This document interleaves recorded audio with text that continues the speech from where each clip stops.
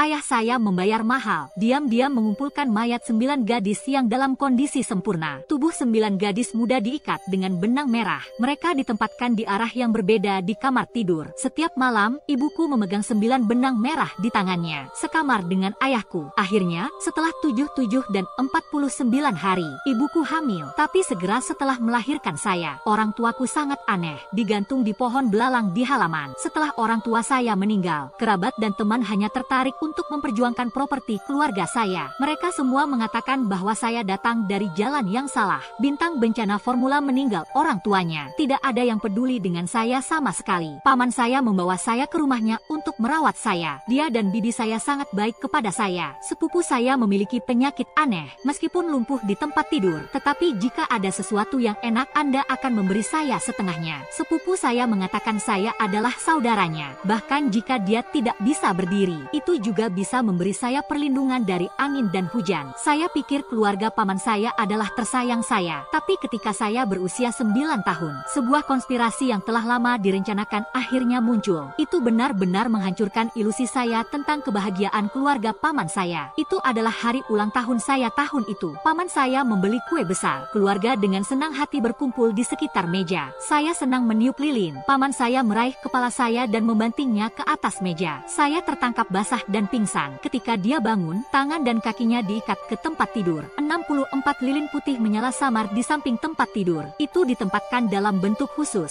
Sepupu yang lumpuh itu duduk di tengah-tengah lilin. Saya tercengang. Perjuangan gila. Paman saya telah berubah dari kebaikan lamanya. Kata dengan kejam, aku benar-benar berpikir bahwa Lao Zu telah membesarkanmu selama bertahun-tahun. Ini tidak seperti Anda berusia 9 tahun dan Anda dalam kondisi terbaik. Dengan itu, dia mengeluarkan 12 jarum perak tebal dan panjang, menembus tubuhku, ditusuk ke organ dalam. Saya berteriak kesakitan. Saya memohon paman saya untuk membiarkan saya hidup. Pamanku mengabaikanku. Anda tersenyum dan mengatakan bahwa ini disebut latihan 12 keberuntungan. 12 jarum untuk menyelesaikan meja. Kakak akan bisa berdiri. Dan nasib Zeng yang saya juga sepupu saya. Saya merasa seperti tulang saya di bor terbuka. Sesuatu yang tak terkatakan. Itu terus terjadi dan terus. Itu menyakitkanku sampai mati. Sepupu saya memiliki senyum di wajahnya seperti kehidupan baru. Akhirnya, saya dibuang ke pedesaan seperti anjing mati oleh paman saya. Menurut kata-kata paman saya, musim dingin di utara -20 atau 30 derajat. Setiap hari orang mati kedinginan. Tunggu besok ketika polisi memberitahunya. Dia bilang saya berlari keluar rumah sendiri. Ini adalah prosedur yang sederhana. Kremasi saya, warisan orang tuanya akan menjadi miliknya. Dingin dan rasa sakit menyiksa saya. Itu membuat kesadaran saya berangsur-angsur kabur. Mati di masa lalu.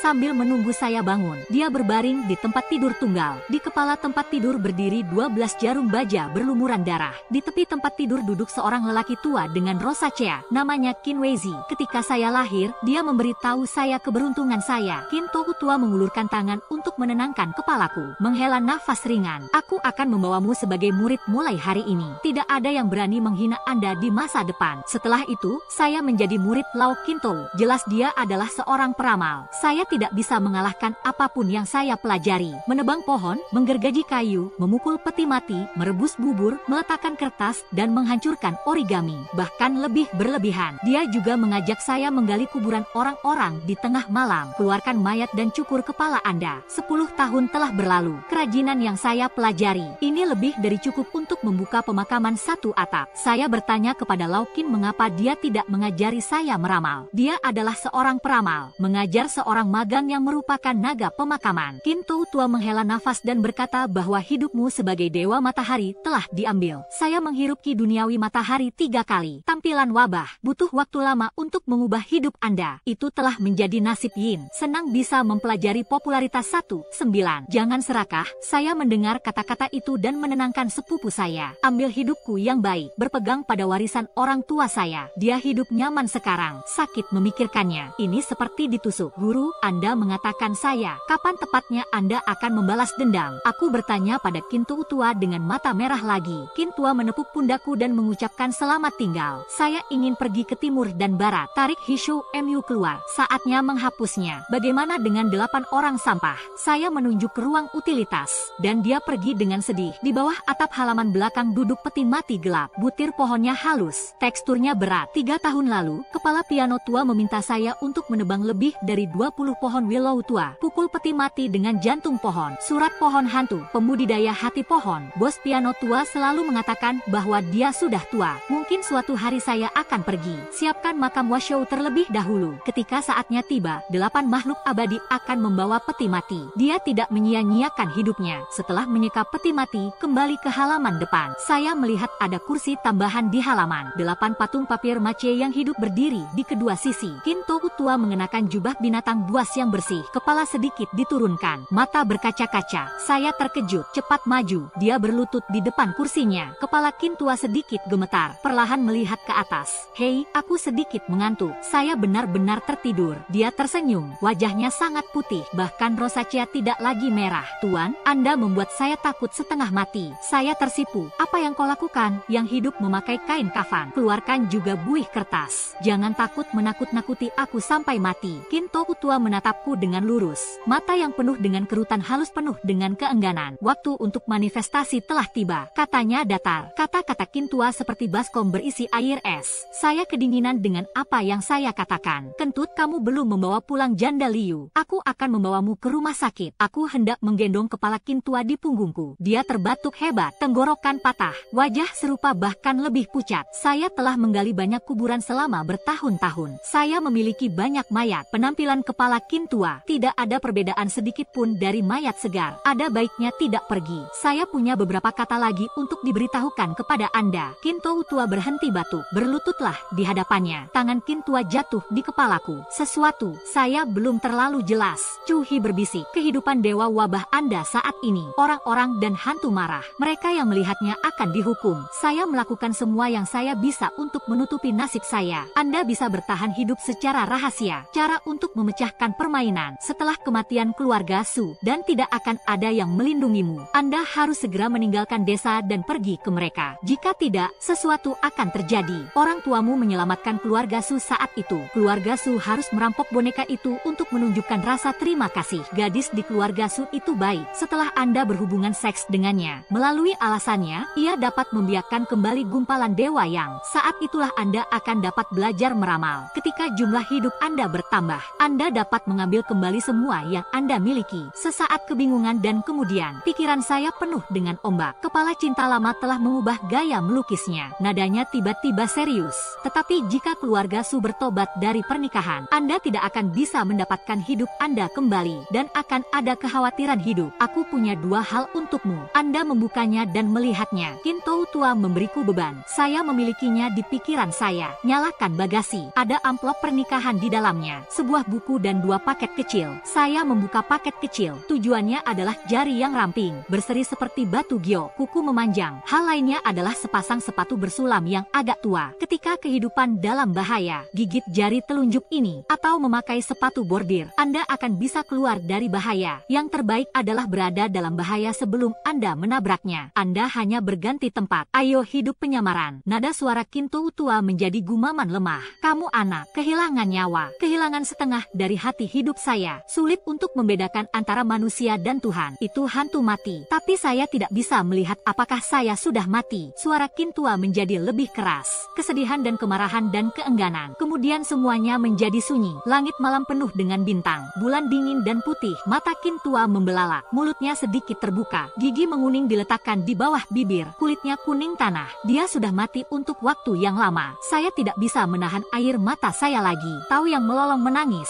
Baru di tengah malam Hishoumu dibawa ke halaman depan. Saya menganggapnya serius dan mencukur kepala dan wajahnya. Ketika dia memasuki bea cukai, wajahnya seperti aslinya. Ini seperti tertidur. Tuan biasanya tidak mengizinkan saya menggunakan keahlian saya untuk memisahkan saya. Hari ini, Anda menikmati setelan lengkap saya. Saya meneteskan pria. Tutup-tutupnya di satu sisi. Aula berkabung menyalakan dupa dan membakar kertas. Segera setelah bisnis selesai, sudah hampir tengah hari, saya pertama kali pergi ke pintu masuk desa untuk menemukan janda Liu. Kintou tua biasanya suka menonton janda Liu memutar Yangge. Saya memberi janda Liu 5.000 yuan. Biarkan dia menemukan 9 menantu perempuan kecil. Datang dan putar bagian kepala Qin tua di malam hari. Beri dia satu tumpangan terakhir. Ketika saya kembali, saya melihat beberapa orang di halaman. Kepala menggantung di sekitar peti mati kepala Qin tua. Itu juga hal yang baik. Kata-kata teriakan ada di telingaku. Yang abadi tua akhirnya mati. Lao Zu menunggu terlalu lama. Cepat ambilkan aku kapak untuk memotong peti mati ini. Aku akan memotong mayat benda tua ini. Api Lao Zu telah ditahan selama beberapa tahun. Aku menabrak halaman. Aula berkabung tersebar. Dupa, lilin, uang kertas di seluruh lantai. Beberapa pintu rumah saya telah dibuka. Ini berantakan. Yang lain mengobrak-abrik di dalam. Di depan peti mati kepala Qin tua berdiri seorang pria berusia 30-an. Kuil-kuil menonjol tinggi. Tampilan yang garang. Saya kenal pria ini, Wang Bingnian. 3 tahun lalu, dia ingin mengalahkan ide janda Liu. Tapi itu dihentikan oleh Qin tua. Jadi dia membenci Lao Qin. Tapi Qin tua adalah seorang peramal. Dia tidak berani benar-benar melakukan kesalahan. Sekarang Qin tua sudah mati. Saya berpikir untuk membuat kejutan tentang orang mati. Dalam pikiranku, aku hanya merasakan darah mengalir deras ke kepalaku. Yoho bibit sakit kembali. Pergi dan bawa kapakmu ke Lao Zu. Wang Binglian berteriak padaku. Ada beberapa orang di sebelah peti mati menatapku dengan main-main. Gadis itu meringkuk di tanah di sebelah kanan. Pakaian kain penuh tambalan. Jejak kakinya padat, beruban, memalukan. Dia penjaga desa kami. Ini disebut Yu Xiu. Siapa yang merah dan putih? Penjaga desa adalah pencuri tercepat. Tidak takut kotor, tidak takut kelelahan. Ini bisa banyak membantu. Datanglah ke Wang Binglian untuk menghancurkan aula berkabung. Dia hanya akan dipukuli jika dia menghentikannya. Apakah Anda tuli? Di mana Anda meletakkan kapak? Wang Binglian berjalan ke arahku. Jari-jari menyodok keras di dadaku. Memarahi dan dengan cepat mengeluarkannya. Lao Zu akan membelah benda lama ini. Anda tidak pintar. Lao Zu menguburkanmu. Percaya atau tidak, minta maaf. Saya mencoba menahan amarahku. Pegang kudamu. Apa yang kamu bicarakan? Mata Wang Bingnian membelalak. Telinga untukku. Aku bilang membuatmu minta maaf. Pulihkan semuanya. Gunakan wajah Anda untuk menyeka peti mati hingga bersih. Kehilangan istrinya tidak melihat darah. Aku akan mengampuni hidupmu. Saya tidak tahan lagi. Suaranya luar biasa serak. Hahaha. Keluarga Luo Xianshen meninggal. Kepalanya juga diblokir. Biarkan Lao Zu meminta maaf. Wang Bingnian tertawa. Orang-orang lainnya tertawa dan tertawa. Saya berhenti berbicara. Tiba-tiba mengulurkan tangan untuk meraih pergelangan tangan Wang Bingnian. Wang Bingnian mengangkat kakinya, menendang perut saya dengan keras. Tanganku langsung ditarik. Pegang kaki Wang Binglian. Ambil selide. Mengepalkan tempurung lututnya. Kekuatan mendadak. Suara klik yang tajam. Dia menjerit menusuk. Saya menampar bahu kanan Wang Binglian. Dia mendengus. Itu adalah tendangan lain di depan peti mati kepala Qin tua. Saya menendangnya dengan keras di rongga lutut kakinya yang lain. Bang! Dia jatuh berlutut. Lalu terdengar jeritan seperti babi. Apakah Anda tidak suka mengubur orang? Berteriak lagi. Aku akan menguburmu. Suaraku dingin. Melihatnya seperti melihat mayat. Wang Bingnian ketakutan. Tutup mulut Anda. Butir-butir keringat pecah di dahinya. Orang-orang yang menertawakan saya sebelumnya tercengang. Seseorang menyelinap ke arah pintu. Siapapun yang berani melarikan diri dan menguburkan seluruh keluarganya. Saya melirik dingin ke arah orang-orang di halaman. Semua akan berdiri diam. Kakinya seperti sekam yang diayak. Pergi dan bersihkan peti mati dengan wajah Anda. Saya melirik Wang Binglian. Wang Binglian buru-buru menyeret kedua kakinya dan merangkak ke peti mati. Kepala dan wajah ditekan ke peti mati. Bersihkan dengan kuat. Alasan mengapa dia tidak bisa berdiri sederhana. Aku menghancurkan salah satu tempurung lututnya dan berlutut lagi. Menghancurkan yang lain. Tidak ada darah. Itu tidak berarti saya tidak memberi. Qin tua melampiaskan amarahnya. Sisanya bereaksi. Cepat dan ambil sesuatu di tanah.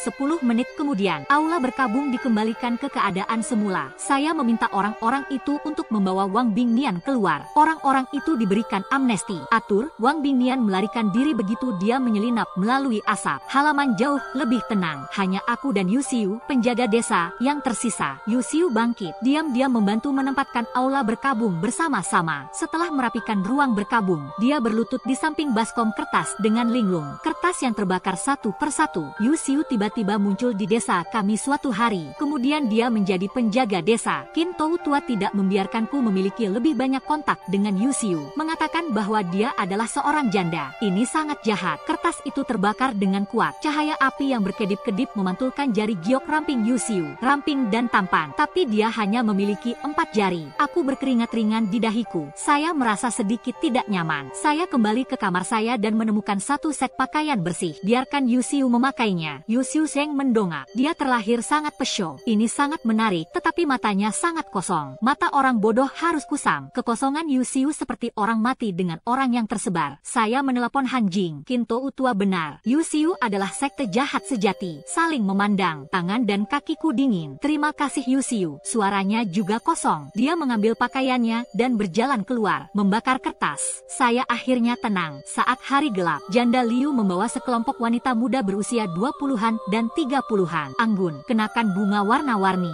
Dia juga membawa speaker kecilnya sendiri. Ada lagu berkabung. Di banyak tempat, ini juga merupakan kebiasaan untuk mengirim orang mati untuk membuat yangge, warbler dan burung layang-layang di halaman. Tidak hidup untuk sementara waktu. Ayangge sudah berakhir. Saya menyegel amplop merah besar untuk Janda Liu lagi. Dia tersenyum dan berjalan pergi. Setelah semua orang pergi, saya meletakkan patung kertas di bawah atap. Semuanya dibawa ke peti mati. Sosok kertas itu terlihat kusam dan berongga. Angin sepoi-sepoi meniup rambut. Ada sedikit suara mendesing. Aku menggigit jari telunjukku. Memberi emas untuk setiap figur kertas. Figur kertas biasanya tidak menghitung emas. Setelah poin emas, figur kertas seperti mayat kosong tanpa jiwa akan diingat oleh Im. Oleh karena itu, master yang berpengetahuan mengirimkan kertas kepada orang tersebut. Semua akan mengikuti. Pada saat kritis, sosok kertas akan diberi emas. Pada saat ini, mata 8 sosok kertas itu berwarna merah darah. Ini mengerikan. Itu tampak seperti 8 mayat berdiri. Berbakti itu masuk akal. 8 abadi, silakan bangun. Suara saya jauh lebih tajam. 8 patung kertas langsung menempel di peti mati. Terdengar suara teredam. Peti mati yang berat diangkat dengan penjepit. Sosok kertas naik dan turun, melayang keluar dari halaman dengan santai. Aku mengikuti ke pintu. Tangan itu secara naluriah menggenggam kusen pintu. Kata Kinto Utua. Dia tahu di mana harus menguburkannya ketika dia meninggal. Gambar kertas adalah sentuhan akhir. Dia akan kembali ke jiwanya. Adapun bagaimana saya akan menemukan kuburannya di masa depan, tentu saja saya tahu itu di dalam hati saya. Tunggu sampai aku mendapatkan hidupku kembali. Saya bisa meramalkan benar-benar warisan mantelnya. Secara alami, kuburannya dapat ditemukan. Sebaliknya, nasib kita sudah berakhir. Dengan manusia kertas dan peti mati hilang, saya berlutut, mengetuk 3 kepala dan menunggu saya bangun. Jalan desa kosong. Tukang kertas dan peti mati sudah lama hilang. Tutup pintu halaman. Saya kembali ke rumah untuk mengemasi barang-barang saya. Kinto Utua ini sangat ketat dengan ajaran-ajaran saya. Yang pertama adalah ketaatan. Aku tidak bisa tinggal di desa lagi malam ini. Kalau tidak, tubuhnya tidak ada di halaman. Saya yakin sesuatu akan terjadi. Saya memeriksa kamar Kinto Utua lagi. Saya juga mengambil semua hal yang berhubungan dengan ramalan. Pada akhirnya, saya menahan rasa asam di hati saya. Kunci gerbang halaman dan berjalan menuju pintu masuk desa. Kabut di jalan desa sangat tebal malam ini. Samar-samar saya mendengar seseorang memanggil saya. Wujud di tengah malam. Kamu mau kemana? Saya bergegas untuk menghilangkan gangguan. Tingkatkan kecepatan. Kepala pengap dan berjalan ke depan. 10 menit kemudian, aku bergegas ke pintu masuk desa. Keluar dari monumen batu di kepala desa. Bulan purnama menggantung tinggi di langit. Kabut hilang dalam sekejap. Seperti kabut di desa. Itu menjadi sangat sunyi di belakangnya. Langkah kaki yang mengikutiku juga menghilang. Pada siang hari berikutnya, saya akhirnya datang ke kota Jingyang. Setelah beberapa turnover, gelap untuk menemukan jalan tua tempat rumah Su berada. Faktanya, keluarga Su yang pertama kali datang untuk mengadopsi saya karena tidak memenuhi persyaratan kerabat, tidak oleh polisi. Setelah beberapa saat, saya berhenti di luar sebuah rumah tua. Ada 2 singa batu berdiri di depan pintu. Pada plakat di atas gerbang, naga terbang dan phoenix menari dengan kata Suzhai tertulis.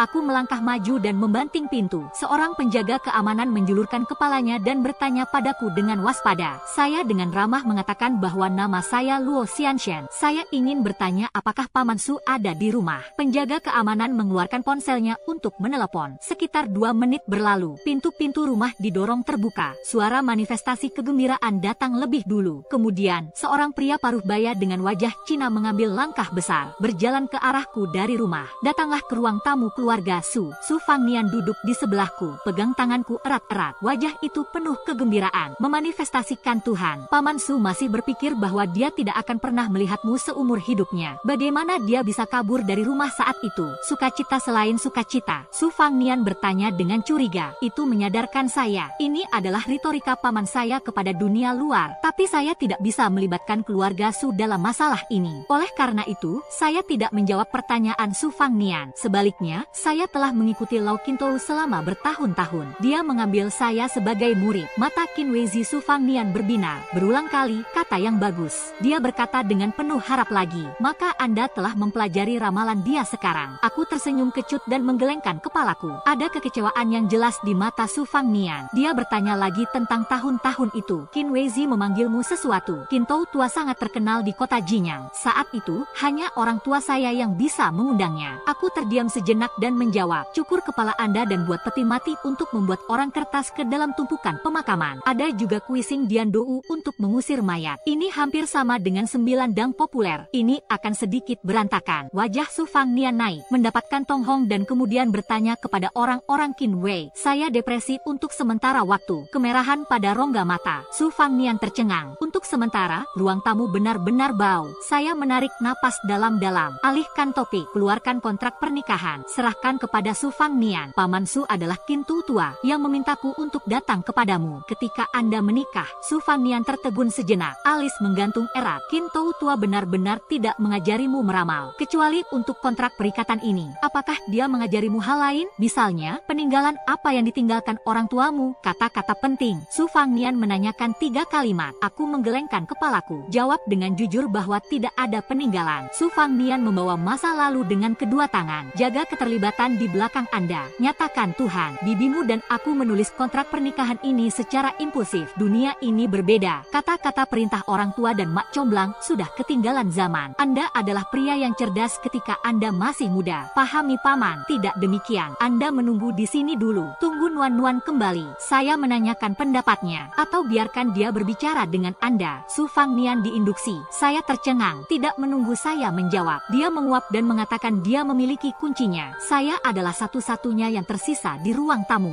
Hati saya, yang baru saja menghangat jauh lebih dingin. Su Fangnian sangat emosional ketika dia melihatku. Saya tidak menyangka itu. Su Fangnian tahu bahwa saya tidak belajar meramal. Setelah kematian kepala piano tua, sikap akan banyak berubah. Sebenarnya, saya seharusnya pergi sekarang. Tapi kepala piano tua itu mengatakannya dengan sangat jelas. Su Sujia bertobat dari pernikahannya. Tidak ada kesempatan aku akan mendapatkan hidupku kembali. Dan akan ada kejahatan yang membahayakan nyawa. Saya memiliki sedikit keberuntungan. Su Fangnian mungkin merasa bahwa keluarga Luo sedang down. Saya tidak tahu meramal. Tidak ada potensi. Tetapi jika saya memberitahu mereka, saya akan bisa meramal ketika saya menikah. Jadi saya menunggu sepanjang malam. Tidak ada yang datang ke ruang tamu setelah fajar. Saya menunggu sampai malam lagi. Saya menunggu sehari penuh. Akhirnya, seorang gadis masuk ke ruang tamu. Dia mengenakan gaun panjang, wajah oval halus, kulitnya bercahaya dan cerah, sepasang mata bunga persik lembab dan penuh kasih sayang. Mei terlalu terkendali. Sudah sehari, Anda belum pergi. Su Nuan sedikit terkejut. Saudari Nuan-Nuan, saya bangkit dan berbicara. Siapa saudara perempuan Nuan-Nuan Anda? Jangan main-main dengan kerabat. Sikap Su Nuan sangat asing. Anda ingin berbicara tentang kontrak pernikahan, bukan? Dia tersenyum seperti angin musim semi. Aku hendak mengangguk. Dia membungkuk dan mengambil secangkir teh jahe dinginku. Ada ledakan. Teh dituangkan padaku. Sup teh dingin langsung menyebar dari wajah, masuk ke garis leher. Setengah dari tubuhku basah. Keluarga Luo sudah lama hilang. Anda menunjukkan kemampuan hebat Anda. Sungguh banyak nyali. Itu tergantung pada apa yang Anda bicarakan. Tubuhku sedikit gemetar. Aku memejamkan mata. Pergantian wajah untuk kehangatan benar-benar menghancurkan harapan saya.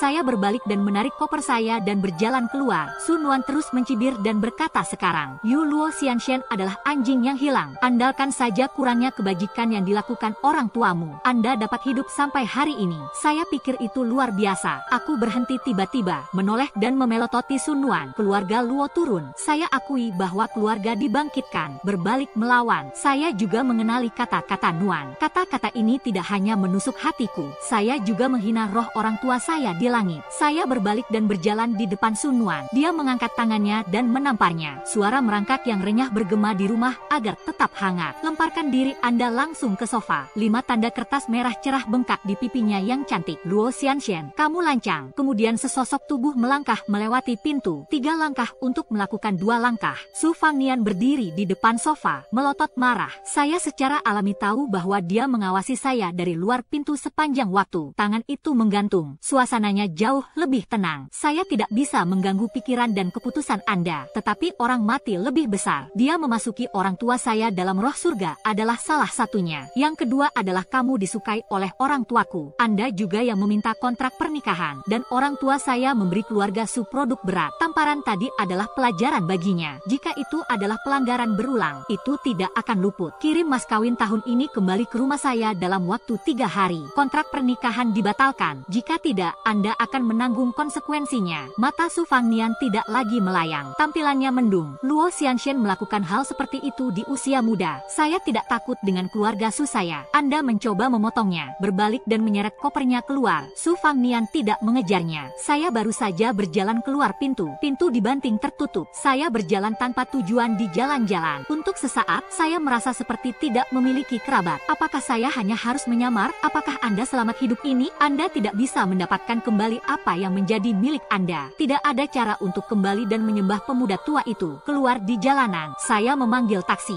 Saya tiba di sebuah jalan tua bernama Ping An Lane, Villa Bobrok. Di depan pintu, ada tanaman merambat yang menempel di dinding di mana-mana. Gulma setinggi 3 kaki itu sunyi. Pintu besi terbuka dengan retakan. Kunci di pintu sudah lama hilang. Aku mendorong pintu hingga terbuka. Ruang tamu yang bersih mulai terlihat. Di luar sangat berantakan. Bagian dalam villa bersih dan bersih tanpa noda. Sebagian besar furniturnya masih sama seperti dulu. Sebuah aula duka menghadap gerbang. Di depan 2 kursi spiritual adalah pembakar dupa buah biasa. Ada juga bingkai foto di depan pembakar dupa. Hatiku bergetar sepanjang waktu. Langkah kaki itu sedikit terhuyung-huyung ke depan aula duka. Bang, saya berlutut. Air mata tumpah tanpa suara dari sudut matanya. Ibu dan ayah muncul. Pulang. Villa ini persis di mana saya dilahirkan dan dibesarkan. Hanya saat ini, saya satu-satunya yang tersisa untuk hidup sendiri. Saya menangis untuk waktu yang lama. Hati menjadi semakin sunyi. Tiba-tiba, angin dingin bertiup dari belakang. Saya langsung merasa duri itu ditusuk. Aku tersentak berdiri. Tiba-tiba berbalik. Pintu villa setengah terbuka. Ada seorang gadis berusia 17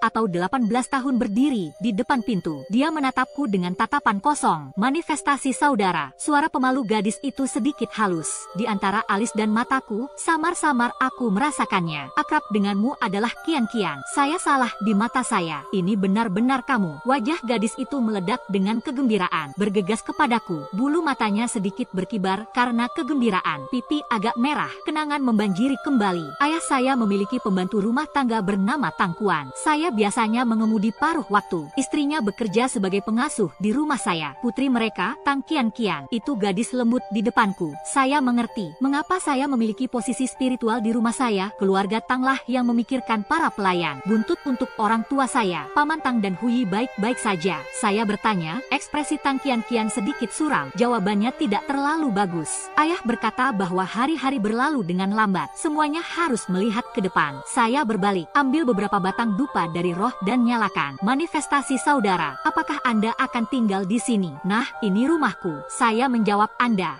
tidak bisa tinggal di sini. Itu akan dihantui. Dan saya hanya memasukkan pembakar dupa ke dalam pembakar dupa. Mendengar ini, kesedihan yang tak bisa disembunyikan membengkak di hatinya. Tang Kian-kian mengerutkan bibirnya. Bisikan awal dan akhir. Ternyata saya diadopsi oleh paman saya saat itu. Ayahnya mencoba menemuiku beberapa kali, tetapi dia ditolak dengan sopan. Tidak butuh waktu lama. Semua properti keluarga Luo ditelan oleh paman mereka. Villa ini telah terjual beberapa kali. Orang yang membelinya gantung diri dengan aneh, atau mereka takut gila dan mengatakan ada hantu. Oleh karena itu telah dilestarikan. Tangkuan juga mengerti. Saya mungkin dibunuh oleh paman saya. Dia segera pergi untuk menanyai paman saya. Akibatnya, kaki patah. Tinggalkan kecacatan seumur hidup. Dia tidak punya pilihan selain melakukannya. Saya hanya bisa menyembah orang tua saya di sini. Dengarkan semuanya. Saya tidak bisa tenang untuk waktu yang lama. Pada saat ini, Tang Kian-kian dengan hati-hati mengatakan Brother Danger, kamu bisa pulang bersamaku dulu. Pasti tidak ada yang tinggal di sini. Dan orang-orang jahat, ketahuilah bahwa Anda masih hidup. Itu akan menyakitimu. Orang jahat di mulutnya. Tentu saja, saya mengacu pada paman saya. Butuh waktu lama untuk menenangkan diri. Katakan, ayo pergi. Pergi ke rumah Anda dan lihatlah. Saat berjalan keluar dari villa, saya melirik kembali ke rumah. Tidak ada bintang di langit malam. Bulan sabit ditutupi dengan kerudung tipis.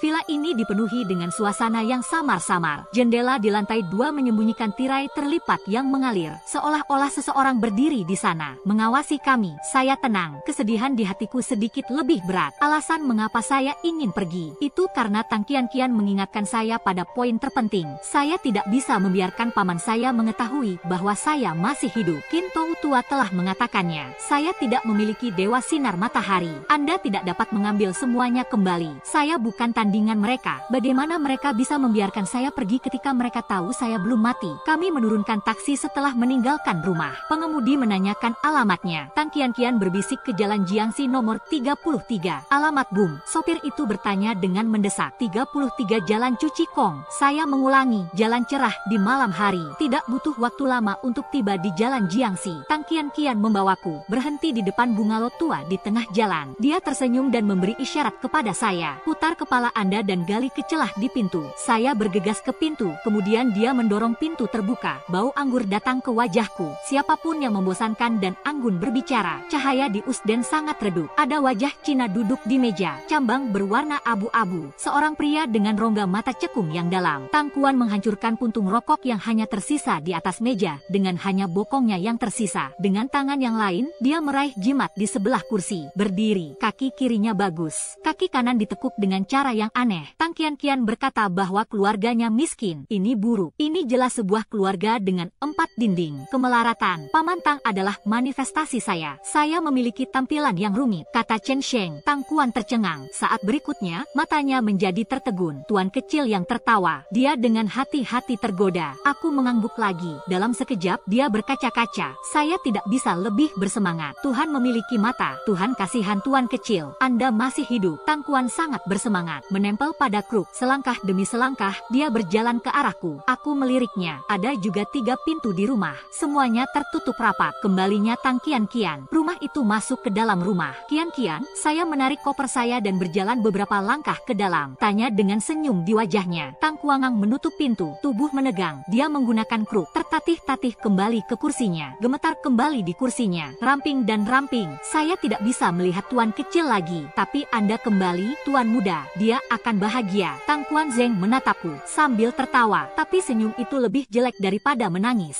Paman Tang, apa maksudmu dengan ini? Tuan muda, ikutlah denganku. Tang Kuan gemetar dan berdiri lagi. Dia menundukkan kepalanya dan berjalan ke pintu di sebelah kiri. Saya mengikuti. Ruangan itu sekitar 7 atau 8 meter persegi. Susunan keseluruhannya adalah merah muda dan putih yang disukai para gadis. Aroma samar anggrek krisan meresap ke dalam ruangan. Kamar tidur gadis itu seharusnya nyaman. Saat ini, hanya suram. Meja di dinding utara menampung meja spiritual. Pembakar dupa ada di gambar. Rambut panjang gadis itu ada di pundaknya. Pipi polos yang tidak melepas kekanak-kanakan. Matanya menyipit dengan senyum seperti bulan sabit. Wajah polos itu berangsur-angsur membesar di mataku. Semburan kata-kata tajam bergema di telingaku. Saudaraku, kamu sudah lama menangis. Jangan sedih. Saya sudah membuat kerajinan untuk menghasilkan uang. Saya bisa mensubsidi rumah tangga. Kamu anak, kehilangan nyawa, kehilangan setengah dari hati hidup saya. Sulit untuk membedakan antara manusia dan dewa dan hantu. Aku sudah mati, tapi aku tidak bisa melihat apakah aku sudah mati. Suara terakhir yang tersisa itu menjadi raungan tidak mau dari Qin Tou tua sebelum dia meninggal. Saya menonton. Cahaya di hati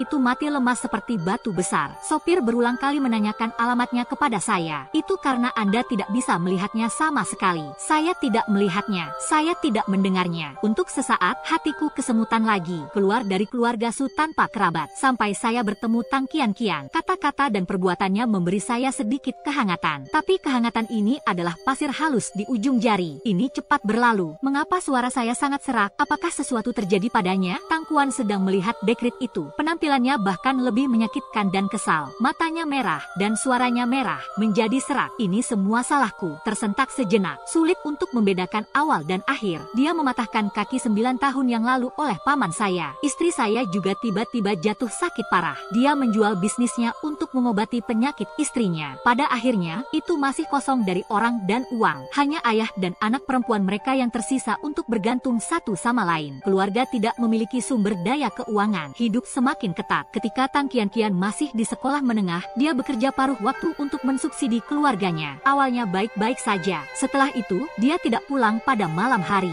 Saya tidak bisa melihat siapapun di akhir pekan. Sebelum liburan musim panas, dia diam-diam mengikuti Tang Qianqian hanya untuk mengetahui bahwa dia sepulang sekolah setiap hari. Mereka semua memasuki rumah KTV dengan beberapa teman sekelas wanita. saya akhirnya belajar mengapa. Ini adalah pekerjaan yang diperkenalkan oleh putra sutradara tertentu. Banyak teman sekelas perempuan pergi bekerja bersama. Keesokan harinya, Tang Kuan melaporkan kasus tersebut. Tang Qian mengidentifikasi direktur dan putranya. Keduanya ditangkap pada hari yang sama. KTV yang terlibat ditutup untuk perbaikan. Kepala sekolah juga telah berubah. Saat itu, Tang Kuan merasa lega. Saya merasa lebih beruntung. Tapi itu tidak butuh waktu lama. Tang Qian menghilang. Dia pergi ke sekolah setiap hari untuk membuat masalah. Pergi ke KTV yang dibuka lagi setelah kejadian untuk menemukannya. Masih mati tanpa masalah. Sampai saya menerima telepon dari polisi. Dia baru saja bertemu Qian.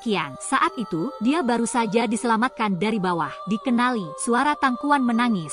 Menggertakkan gigi seseorang. Tapi tubuhnya gemetar. Mata saya merah. Menyamping menatap wajah jernih Tang Qian di foto Anumerta. Tatapannya menyapu ruangan. Tang Qian tidak ada di sini. Dia memikatku kembali dan pergi. Berbalik dan berjalan keluar ruangan. Tang Kuan segera mengikutiku dengan kruk. Dia tampak sangat bingung. Tuan muda, apakah Anda pergi? Aku menggelengkan kepalaku. Berhenti di pintu masuk utama. Saya meletakkan ransel saya. Keluarkan dua hal. Gong kuningan seukuran telapak tangan di satu sisi. Kuningan dibungkus dengan kain kuning. Di tangan kiri saya memegang tali di atas gong. Pegang gong erat-erat dengan tangan kanan Anda. Tiba-tiba dirobohkan. Suara tumpul itu disertai dengan gong yang melengking dan menusuk. Menembus langit malam. Malam adalah senja ketika para tamu kelelahan. Perubahan telah dilemparkan. Ayam dan anjing pulang ke rumah. Hancurkan dengan keras.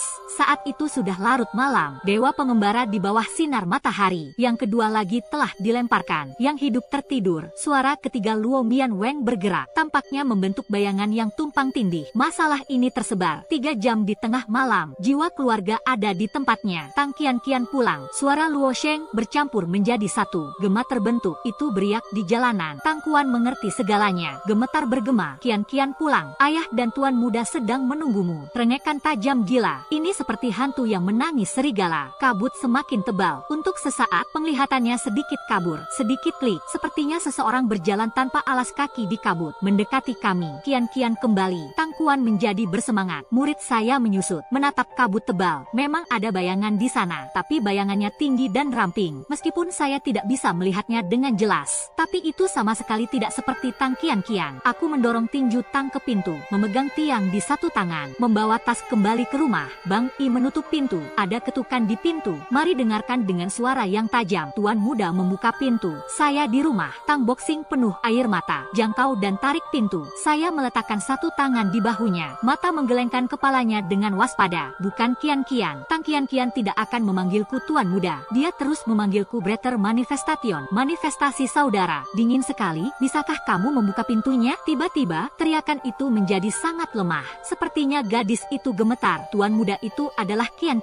Tinju Tang meraung. Lepaskan dari tanganku. Satu tarik pintu hingga terbuka. Kabut tebal di luar pintu tidak bisa dilihat. Seorang wanita bertelanjang kaki berdiri diam di depan pintu. Tangkai lehernya kosong. Tiba-tiba, rambutku berdiri terbalik. Tang Qian macam apa ini? Tang Fist sangat ketakutan sehingga dia jatuh lurus dan mundur. Pingsan. Hantu wanita tanpa kepala tiba-tiba mengulurkan tangannya yang ramping. Sepertinya mereka datang untuk memegangi kepalaku. Tiba-tiba, perasaan menyeramkan itu sangat kuat. Aku menjentikkan ujung lidahku. Seteguk darah menyembur keluar. Palu perunggu menghantam permukaan gong dengan keras. Reli yang melengking dan bernada tinggi. Jam tangan keempat telah stagnan. Ayam dan sapi memakan ujung lidah. Kabut darah yang menyebar dari darah berderak dan jatuh menimpanya. Tangannya tiba-tiba menggantung di sisinya. Angin semakin kencang. Kabut putih bahkan lebih tebal menelan dia di dalamnya. Detik berikutnya, angin tenang dan kabut menghilang. Semuanya bermuara pada ketenangan. Hantu wanita botak juga hilang. Aku tanpa sadar melirik siput itu. Siput tembaga yang tebal memiliki sedikit patina hijau. Karat tembaga terkorosi oleh kebencian. Penjaga berspesialisasi dalam merekrut hantu dan mengendalikan roh. Saya mengetuk 4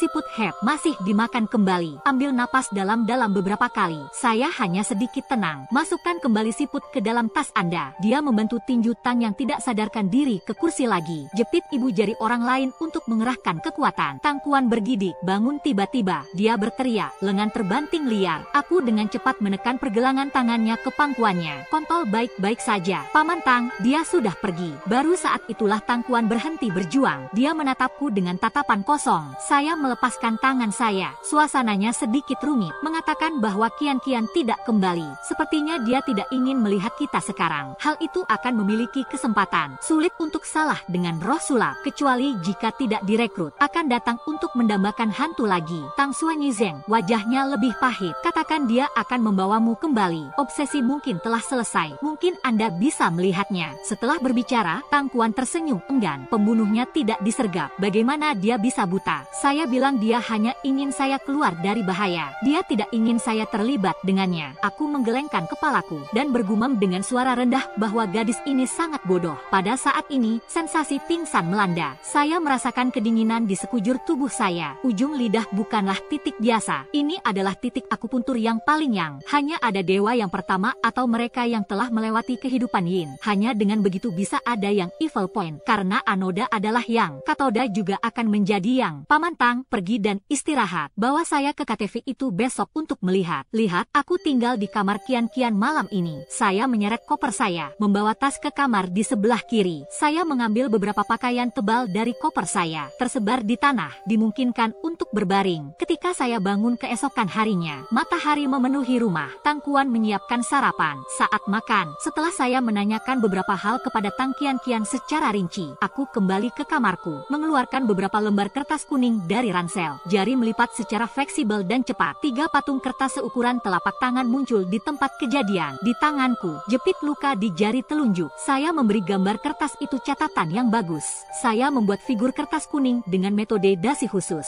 Kegelapan bisa membawa ketakutan. Singkirkan angka kertas. Saya berjalan keluar dari kamar tidur lagi. Paman Tang, saya sudah punya cara. Ayo pergi. Saya memiliki senyum di wajah saya. 1 jam kemudian, Tang Kuan dan saya berdiri di kawasan pejalan kaki tepi sungai di tepi sungai Qianjiang. Ada penjual gerobak, kentang goreng gandum, mie dingin dan makanan lainnya. Saya pergi dan membeli 3 eksemplar, dan Tang Kuan makan masing-masing 1.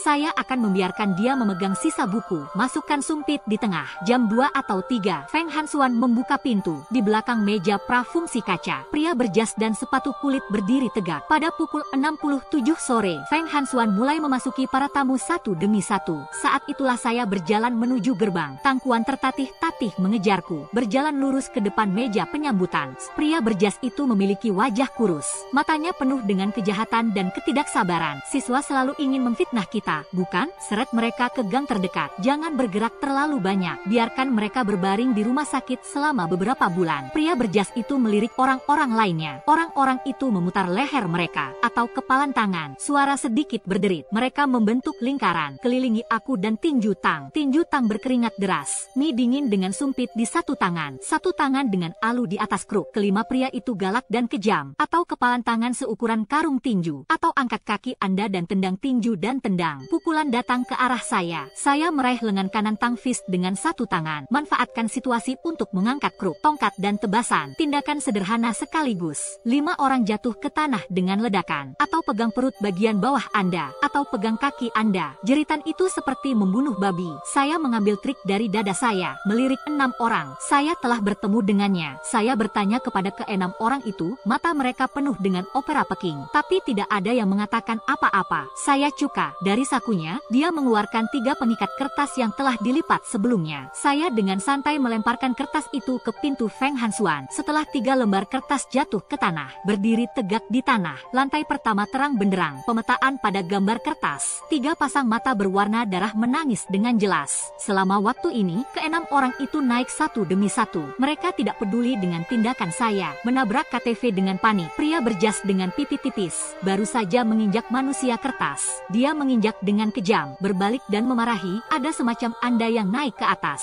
Kertas kuning yang telah diratakan dan dibersihkan menjadi kusut. Tibet bagaimanapun dihantui oleh jejak gas hitam. Saya melewati angka kertas, melangkah menuju lift. Tang Kuan mengikutiku. Ketakutan di matanya menghilang sepenuhnya. Hanya kegembiraan dan kegembiraan yang tersisa. Datanglah ke lantai 2. Ada lebih dari selusin orang yang menghalangi pintu. Wajah semua orang dingin. Pinggangnya menonjol, jelas menyembunyikan seorang pria. Tiba-tiba, ada seseorang di depan kerumunan. Wajah yang hangat, tersenyum. Saya manajer di sini. Feng Hansuan membuka pintu. Berbisnis adalah tentang harmoni dan menghasilkan uang. Ada kesalahpahaman di sini. Saudara bergerak. Bos kami kebetulan ada di sini hari ini. Kontradiksi ini diselesaikan. Bagaimana manajer membuat isyarat untuk menyenangkan. Beberapa menit kemudian, di dalam kotak megah, 6 orang yang saya robohkan sebelumnya Semua berdesakan di satu sudut. Tatap saya. Meja marmer putih dipenuhi dengan botol anggur kelas atas. Ada juga nampan teh di tengah. Seorang pria paruh baya berusia 50-an duduk di belakang kedai teh. Dia menuangkan 2 cangkir teh. Itu diberikan kepada saya dan Tangkuan. Aku menggelengkan kepala dan berkata, maafkan aku. Tanpa minum teh, tatapan pria paruh baya itu menyapu saya secara tidak sengaja. Sambil melirik, tersenyum dan berkata bahwa nama gadis ini adalah Tang Qianqian. Saya ingat dia. Beberapa bulan yang lalu, kami telah mempekerjakannya di sini. Putra saya yang belum menikah, dan beberapa orang tanpa pandang bulu di pasar. Saya telah mengajarkan kepada pemberontak pelajaran yang sulit. Wang Hansuan yang sudah mati benar-benar tidak tahu. Kami hanya meminta uang. Kita tidak berani melakukan hal-hal di mana nyawa manusia dipertaruhkan. Saya bisa menghasilkan banyak uang, meskipun ini seperti biaya kerusakan mental dari hal sebelumnya. Adik laki-laki, kamu bisa tinggal bersama kami dan bekerja. Yang menghina yang bisa dijanjikan Yu Feng. Gunakan semua hubungan. Membantu Anda menemukan pembunuhnya sesegera mungkin. Bagaimana kalau Yu Feng mengambil cangkir teh, dan saya menyentuhnya lagi?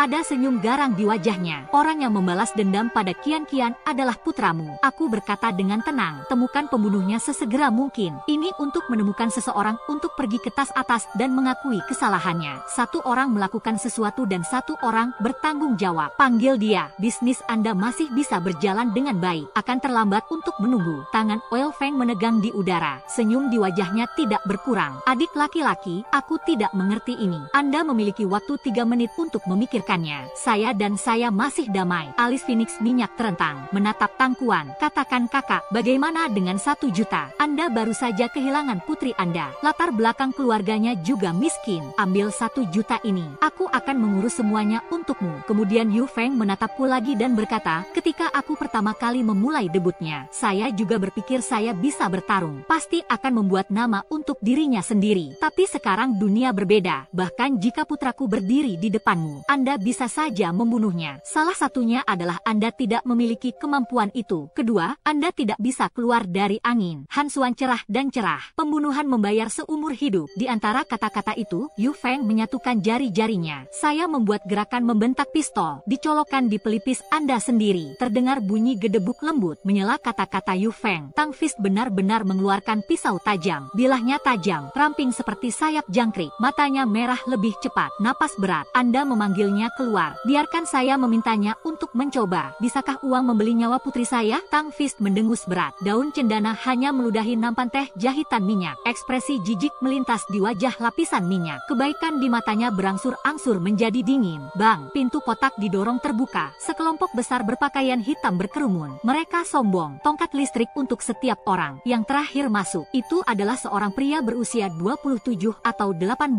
tahun. Bermata genit, masih ada sedikit kekejaman. Ayah, orang lumpuh ini tak berujung. Dia menyapu Tangkuan. Kekejaman di matanya menjadi semakin intens. Wajah Yu Feng bahkan lebih suram. Mencibir, ini bukan yang Anda buat. Detik berikutnya, Yu Feng menutup matanya lagi. Mengambil keputusan, menghela nafas dan bersihkan. Tiba-tiba, 30 aneh itu saling mengincar. Petinju Tang bertarung sedikit. Yang keempat diintimidasi oleh sekelompok orang ini. Kemudian dia melirikku. Anda kejam, tapi kamu juga bodoh. Ancaman seperti itu datang kepadaku untuk membalas dendam. Anda tidak akan menyebutnya dewa yang jahat, bukan? Pupil saya mengerut. Bagaimana dia tahu namaku? Pria muda itu memiliki senyum genit di wajahnya. Ini benar-benar manifestasi Tuhan. Cih, tahukah kamu mengapa aku tahu namamu? Dia mengangkat alis. Sudah waktunya untuk mendapatkan pelacur kecil itu. Dia menangis dan berteriak. Katakan apa yang harus ditunjukkan kepada Tuhan. Kakakku pasti akan membunuhku jika dia masih hidup. Dia pergi. Itu membuat orang kehilangan penampilan. Dengarkan di sini. Aliran darah mengalir di atasku. Terburu-buru di atas kepala. Tang Fist meraung marah. Menerkam ke depan. Tiba-tiba, 5 muncul. Tongkat listrik menggelegar dengan rubah perak. Langsung ke arah tinju Tang. Saya mengangkat tangan saya dan meraih bahu Tang Fist. Menghentikan dorongan hatinya. Segera saya mengambil 2 langkah keluar. Tongkat listrik hendak menusukku. Tangan kiri adalah pisau telapak tangan yang dipajang. 5 dengusan teredam hampir tumpang tindih. Kelima itu jatuh ke tanah dalam sekejap. Saya berhenti di depan pemuda itu. Senyumnya membeku. Sangat khawatir. Menghindar ke belakang, tangan kiriku mengulurkan tangan dan mencengkeram ujung bajunya. Tangan kanannya bergetar. Jepit pisau cukur sepanjang jari tengah di ujung jari Anda. Dari depan ke belakang 3 atas dan bawah. Rambut patah. Jatuh ke tanah tanah berkeping-keping. Sebelumnya, pria muda juga memiliki poni miring. Saat ini, tidak ada rambut yang tersisa di bagian atas kepala. Tangan didorong, dia jatuh ke belakang. Kelompok pria kedua yang menyerangku tidak punya waktu untuk berhenti. Tongkat listrik ada di seluruh pemuda itu. Pemuda itu langsung berbusa di mulut, hancur ke tanah. Itu bergetar seperti duri di bunga bengkok. Pemuda itu tercengang. Lihatlah aku lagi dengan ketakutan di mataku. Untuk sesaat mereka tidak berani melangkah maju. Saya mengambil tinju tang. Mie dingin dengan sumpit di tangan Anda. Diletakkan di atas meja panjang marmer putih. Pada saat yang sama, mata dingin menyapu lapisan minyak. Retak minyak ketakutan dan gemetar. Tangan besar di depannya juga lemah. Lihatlah dia dalam-dalam selama beberapa detik. Aku berkata, Paman Tang, hampir. Ayo. Tang meninju dengan keras. Dia segera kembali sadar. Tuan muda, dia membunuh Kian-Kian. Kamu hanya mencukur rambutnya. Mata Tangkuan menjadi tercengang. Saya menarik Tangkuan keluar dari kotak. Tak satu pun di rumah tembok yang berani melangkah maju untuk berhenti saat ini. Paman Tang harus keluar dulu. Aku akan memberitahumu lagi, katanya lembut. Kemudian, 3 orang bergoyang di depan mereka. Sepertinya mereka sudah minum terlalu banyak. Berjinjit. Ketika wajah di dalam kepala anehnya cekung dan cacat. Ada jejak kaki kotor di tengah kepala saya. Mereka bertiga melewatiku. Setelah beberapa saat, ada ketukan di pintu dari belakang. Aku meliriknya. Mereka diparkir di depan pintu kotak. Mereka bertiga membanting pintu lebih keras. Dengan aroma kalender lunar bergema di lorong, Tangkuan dan saya tidak berhenti. Terus berjalan di luar. Saat melewati meja depan, tiba-tiba kepingan salju perak melintas di layar. Lampu berkedip-kedip menyala. Tiba-tiba terdengar suara memukul. Kegelapan menyelimuti angin. Han Xuan tersandung rem cepat dan seseorang berteriak. Saya menyeberang jalan dengan Tangkuan sepanjang jalan. Kami berhenti ketika kami kembali ke tempat kami berdiri pada siang hari. Tangkuan menatap papan nama Feng Han Xuan dengan tepat. Tiba-tiba aku menangis.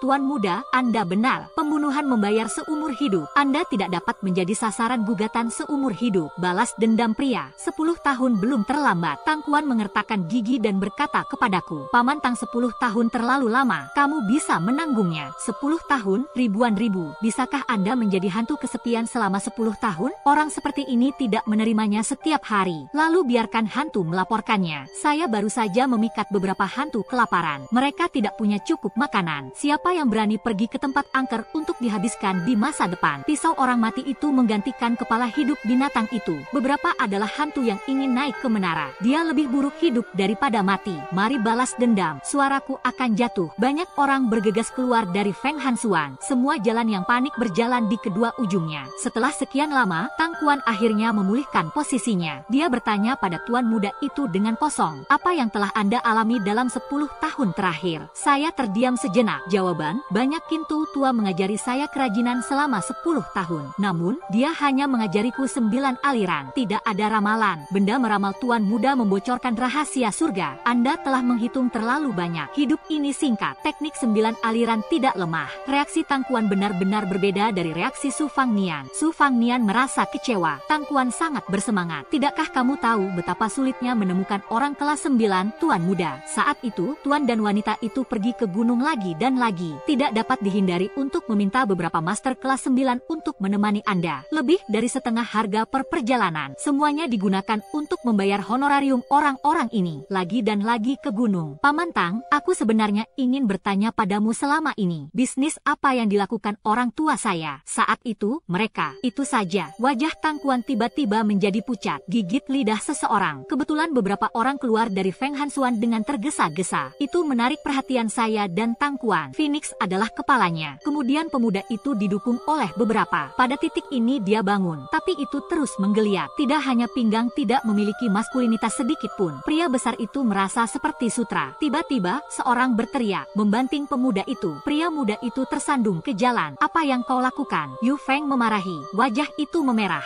Dia menyentuh selangkangannya. Wajah Yu Feng menjadi pucat, melotot pada. Tepat ketika mereka akan maju. Saat menarik pemuda itu kembali, cahaya menyilaukan berkedip-kedip di kejauhan. Beberapa buru-buru mundur. Yu Feng mendesis dan berteriak, Yujin datang ke sini. sebuah van berat meraung masuk. Bang, pemuda itu menembak seperti bola meriam, 20 atau 30 meter, sepertinya benang yang putus. Layang-layang mendarat, darah berceceran di seluruh tanah. Kedua sepatu itu kemudian jatuh. Van itu tidak melambat sama sekali, bahkan klaksonnya tidak ditekan. Berlari lurus ke atas pemuda itu. Jahitan minyak disegel, langsung melompat di tempat. Dia duduk di tanah dan meratap. Dengan cepat dia berdiri, menangis, berlari ke arah di mana pemuda itu mendarat. Tangkuan, yang menyaksikan seluruh prosesnya, benar-benar tercengang. Dia menatapku dengan tatapan bingung. Bukan aku. Pada titik ini, pupil saya menyempit, kelopak mata berkibar. Kebetulan bukanlah kebetulan yang besar. Jalan dalam kota semacam ini, datanglah dengan truk sebesar itu, memukul seseorang dan tidak berhenti, dan berlari hidup-hidup. Itu sengaja akan membunuh orang. Tak lama kemudian, kerumunan orang dari segala arah berkerumun masuk. Setelah beberapa saat, sirene bersiul dan bersiul melewati kami, dan Tangkuan kembali ke kamar mandi Jiang. Saya mengembalikan dekrit Kian-Kian di aula berkabung. Tangkuan menyalakan 4 batang dupa. Dia berbisik ke posisi spiritual. Secara kasar, binatang buas yang menyakitinya dihukum. Tuan Muda membalaskan dendamnya. Tuan Muda, kapan Anda mengatakan Kian-Kian akan kembali? Tangkuan tiba-tiba berbalik. Kadal itu menatapku. Saya terdiam sejenak. Jawab pertanyaan tentang orang dan hantu. Jika dia masih ingin melihatnya, kami bertemu dengan dia sudah dalam perjalanan ke Dewa Kota untuk melintasi perbatasan. Panggil dia kembali. Mungkin dia tidak mau pergi. Pada saat itu, dia akan menjadi jiwa yang kesepian. Paman Tang, apakah Anda mengerti maksud saya? Saya berhenti. Sekali lagi, itu adalah saya tadi malam. Tentunya keluhannya masih hidup. Akan merekrutnya. Tangkuan kehilangan jiwanya untuk sementara waktu. Menundukkan kepala Anda dan jelaskan. Tuan Muda di tepi sungai tadi malam. Tangkuan ingin berbicara dan berhenti. Saya bertanya pada Tangkuan lagi. Tangkuan duduk di depanku. Kenangan jatuh ke matanya. Tuan Muda, pernahkah Anda mendengar tentang Min Fang? Tangkuan bertanya ragu-ragu. Aku menggelengkan kepalaku. Tangkuan membuka percakapan. Saya baru tahu alasan mengapa tidak ada yang tahu apa yang dilakukan orang tua saya. Itu karena uang mereka tidak melihat cahaya hari.